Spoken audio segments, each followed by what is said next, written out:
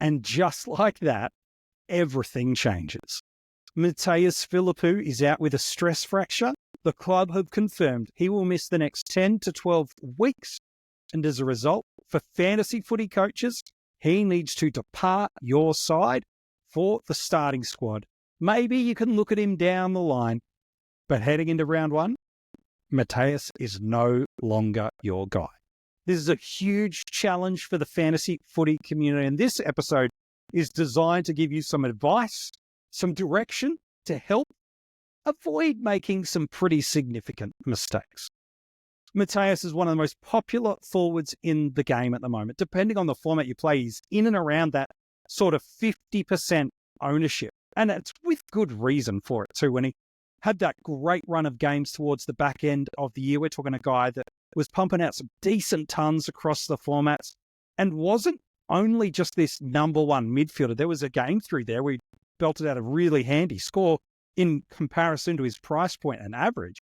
And he did it without a centre bounce. So it's with understandable reason that we've had him in our forward lines, whether it be at that F3, F4 spot, depending on what you're doing at F1. He's been such a popular selection. And so the natural intuitive response is to go, okay, got to take Mattaes out. Who's in the range that I can consider? And we look around for options and try to create a narrative for who we should get and why. So we look west and we go, oh, Jack Graham never really got bulk CBAs, was a decent scorer at times, certainly as a junior. And when given a little shot at Richmond, he was okay. Elliot Yo's out. Yeah, Jack Graham's the guy. Great, that's it. Problem solved. Or maybe you're like, I don't believe that to be the case. Who else should I go?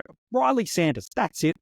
Treloar's being eased through the preseason. It's time to give the kid the absolute keys to the kingdom. He was a gun junior. He showed pedigree at times in the VFL. Give it to Sanders. And so we throw a Sanders in. Or it's a teammate of Mattaes, a Darcy Wilson, when we go, I've heard he's going to get some opportunities off half back and even through the inside mids. And now with Philippou out, that's my guy. I'll throw in Darcy Wilson. He's the one I want to sit through there. Jack Silvani has been tearing up the track in internal trials and is priced really, really cheap. And so we build this kind of shopping narrative where we go looking for a player that fits our structure and our price range rather than doing it the best way. So the reason we've been able to get certain rucks, midfields, defensive options, SuperCoach and Dream Team is where you've got another player in the flex. The reason our structure is set in a certain way is because we've got these undeniable value options in the forward line, of which Philippou was one of a very popular four, the other three being Smith, McRae, and Daniel. But with one of these needing to be extracted out, rather, friend, than just trying to kind of force in somebody to fit your structural narrative, the beauty with time on your hands is now to actually do this the right way. Don't just squeeze a player into your structure and hope that you're getting the best you can afford. Rather, now is the time to reconsider your structure. Now is the time to move elements around a little bit. This is arguably the second player we've had this opportunity for this preseason. The first being Kadeen Coleman, who is running the clock to be right for round one, if at all, and now Philippou, who is confirmed out. And so we've got these two options that have been value pillars in our lines. Rather than trying to force the best available in, why don't you look and see if there's a better structural outcome you could have, where you've maybe loaded up heavier in a specific line.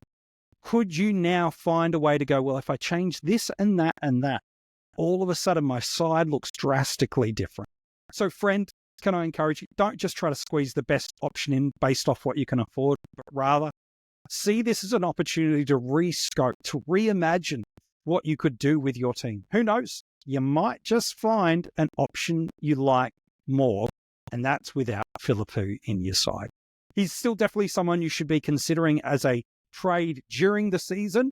The good news is we'll at least get to see it before we have to do anything about it. But what are you doing to replace Mattaes Philippou? Are you shopping in that range? And if you are, who have you found? And if you're not, What's the big restructure that you're considering doing? What are the movements? Because this one outcome now can have this cascading impact upon your side.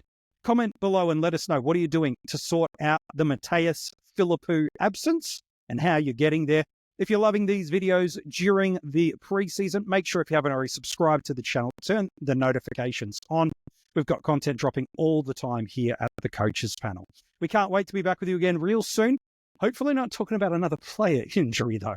Hopefully it's something with a little bit more good news for you.